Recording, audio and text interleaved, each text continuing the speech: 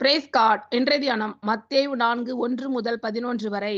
அப்பொழுது இயேசு பிசாசினால் சோதிக்கப்படுவதற்கு ஆவியானவராலே வனாந்தரத்திற்கு கொண்டு போகப்பட்டார்.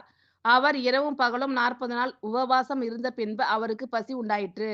அப்பொழுது சோதனைக்காரன் அவரிடத்தில் வந்து, நீர் தேவனுடைய குமாரனே ஆனால் இந்த கல்லுகள் அப்பங்கள் ஆகும்படி சொல்லும் என்றான். அவர் பிரதியுத்தரமாக, மனுஷன் அப்பத்தினாலே மாத்திரமல்ல, தேவனுடைய வாயிலிருந்து புறப்படுகிற ஒவ்வொரு வார்த்தையினாலும் பிழைப்பான் என்று எழுதி இருக்கிறதே என்றார்.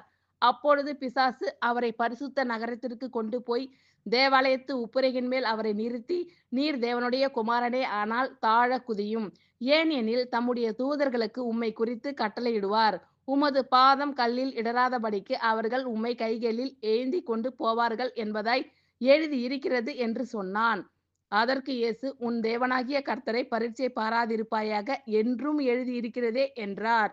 மறுபடியும் பிசாசு அவரை மிகவும் உயர்ந்த மலையின் மேல் கொண்டு போய் உலகத்தின் சகல ராஜ்யங்களையும் அவைகளின் மகிமையையும் அவருக்கு காண்பித்து, நீர் சாஷ்டாங்கமாய் விழுந்து என்னை பணிந்து கொண்டால் இவைகளை எல்லாம் உமக்கு தருவேன் என்று சொன்னான்.